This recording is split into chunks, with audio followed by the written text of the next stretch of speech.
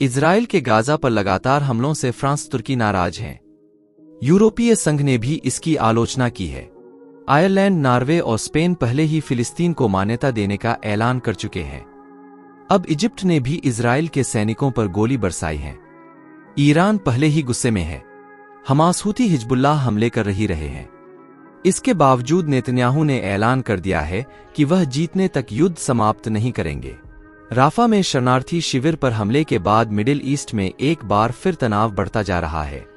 Gaza में Israel के विध्वंसक हमलों पर फ्रांस और तुर्की के राष्ट्रपति नाराजगी जता चुके हैं। अमेरिका लगातार इजराइल से संयम बरतने को कह रहा है। इजिप्ट की ओर से भी मोर्चा खुलते दिख रहा है। सोमवार को इजिप्ट के सैनिकों ने भी इजराइल के सैनिकों को निशाना बनाया। हालांकि नेतन्याहू अभी भी अपनी जिद पर अड़े हैं। नेतन्याहू ने एक बार फिर ये ऐलान कर दिया है कि वह पीछे हटने वाले नहीं हैं। वीडियो में आगे बढ़ने से पहले वीडियो के एक लाइक करके चैनल को सब्सक्राइब करें ताकि हमारे नई वीडियो आपको सबसे पहले मिल सके। मिडिल ईस्ट में जिस तरह की परिस्थितियां बन रही हैं, वह इशारा कर रही है कि फिलहाल खाड़ी में शांति दूर की बात है। हमास और इजराइल का युद्ध इस स्थिति में पहुंचेगा, शायद किसी ने भी इस बात का अंदाजा नहीं लगाया होगा। सोमवार को जब इजिप्ट और इजराइल के सैनिकों में गोलीबारी की खबरें सामने आईं तो एक बारगी फिर लगने लगा कि अब मिडिल ईस्ट बड़ी जंग की आग में जलने की तैयारी कर रहा है।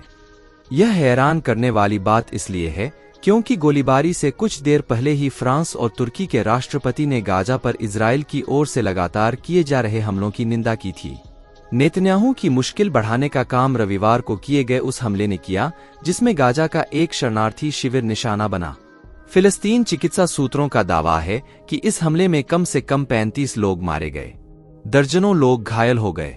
स्वास्थ्य मंत्रालय का दावा यह भी है कि मरने वालों में ज्यादातर महिलाएं और बच्चे हैं। इस हमले के बाद इजराइल की चौतरफा निंदा शुरू हो गई। सबसे पहले फ्रांस के राष्ट्रपति इमैनुएल मैक्रों ने कहा कि वह इजरायली हमलों से क्रोधित हैं, जिससे राफा में विस्थापित फिलिस्तीनियों के शिविर में बड़े पैमाने पर मौत और विनाश हुआ है। उन्होंने तत्काल युद्ध विराम की मांग की। यूरोपीय संघ के विदेश नीति प्रमुख जोसेप बोरेल ने भी हमलों की निंदा की। उन्होंने सोशल मीडिया पर लिखा कि इजराइल के हमलों में दर्जनों विस्थापित लोगों की मौत की खबर सुनकर स्तब्ध हूं। तुर्की के राष्ट्रपति रेसेप तय्यप एर्दोगन ने भी राफा की निंदा की है। उन्होंने इजराइल की आलोचना की और उस पर अपराध और नरसंहार करने का आरोप लगाया। आयरलैंड, नॉर्वे और स्पेन फिलिस्तीन के पक्ष में। नेतन्याहू की एक और मुश्किल ये है कि हाल ही में आयरलैंड, नॉर्वे और स्पेन ने घोषणा की है कि वे 28 मई से औपचारिक तौर पर फिलिस्तीन को मान्यता प्रदान करेंगे। इस फैसले के बाद इजराइल गुस्से में है। डबलिन में इजराइल के राजदूत ने चेतावनी दी है कि फिलिस्तीनी राज्य को मान्यता देने से आयरलैंड और इजराइल के द्विपक्षीय संबंधों को ग्रहण लगेगा। नेतन्याहू बोले, जीत न मिलने तक लड़ता रहूंगा। चौतरफा घिरे होने के बावजूद इजराइल के पीएम बेंजामिन नेतन्याहू ने नेसेट मंच से सोमवार को कहा कि इजराइल के हमले की अंतर्राष्ट्रीय निंदा के बावजूद गाजा में लड़ाई जारी रहेगी। उन्होंने कहा कि जो लोग दबाव से डर जाते हैं वे हार का झंडा उठाते हैं। मैं ऐसा नहीं करूंगा। मैं तब तक लड़ूंगा जब तक जीत का झंडा नहीं उठा लेता। मैं लक्ष्य हासिल किए बिना युद्ध समाप्त करने का इरादा नहीं रखता। यदि हम हार मान गए तो नरसंहार फिर से शुरू हो जाएगा। हम आतंक को और ईरान को बहुत बड़ी जीत दिला देंगे। जो घटना हुई वह दुखद। नेतन्याहू ने रविवार को शरणार्थी शिविर पर हमले को दुखद बताया। उन्होंने कहा कि इजराइल ने हमास के शीर्ष कमांडरों पर हमला किया था। उससे जो आग फैली वह शिविर के तंबू में लग गई, जिसमें कुछ लोग मारे गए हैं। हम ऐसा करना नहीं चाहते थे। हम गाजा के नागरिकों को सुरक्षित रखने का प्रयास कर रहे हैं। अब तक इजराइल ने राफा से 10 लाख लोगों को निकाला है। घटना कैसे हुई हम इसकी जांच कर रहे हैं। यह हमारे लिए एक त्रासदी है। हमास इसे एक रणनीति की तरह ले रहा है। तो क्या अब मिडिल ईस्ट में बवाल होगा? गाजा पर ताबड़तोड़ हमलों को लेकर अंतर्राष्ट्रीय दबाव झेलने के बावजूद नेतन्याहू जिद पर अड़े हैं।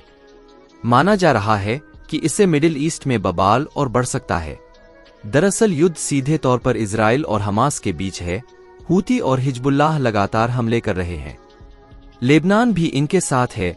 इजराइल आरोप लगा रहा है कि हमास को ईरान सपोर्ट दे रहा है। अमेरिका भी इस मामले में इजराइल के साथ है। वह भी लगातार इस बात पर जोर दे रहा है कि हमास को ईरान सपोर्ट कर रहा है और ईरान को मदद चीन और रूस पहुंचा रहा है। सोमवार को इजराइल पहुंची अमेरिकी नेता निक्की हेली ने भी यही बात दोहराई। ईरान भी अंदरखाने रईसी की मौत की वजह इजराइल को मान रहा है। इधर इजिप्ट पर भी इजराइल से नाराज नजर आ रहा है। सोमवार को इजिप्ट के सैनिकों और इजराइल के सैनिकों के बीच गोलीबारी हुई। इसमें मिस्र के 2 सैनिकों की मौत हो गई।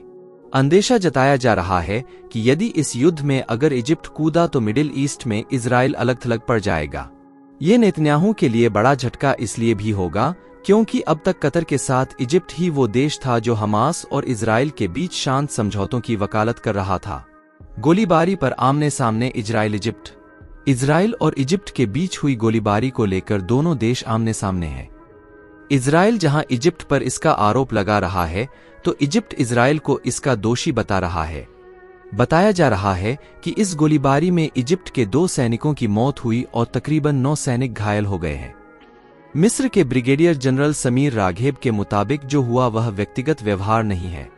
एक इजरायली सैन्य ट्रक सीमा पर घुसा था, इसीलिए गोलीबारी की गई थी। आईडीएफ ने भी गोलीबारी की बात स्वीकारी है।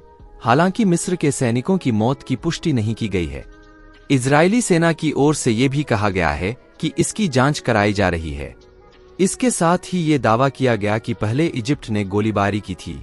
दोस्तों, वीडियो अगर पसंद आया तो वीडियो के अपने मित्रों तक शेयर करें ताकि उन्हें भी जानकारी मिल सके। साथ ही वीडियो के एक लाइक करके चैनल को सब्सक्राइब करें ताकि हमारे नई वीडियो आपको सबसे पहले मिल सके। जय श्री राम।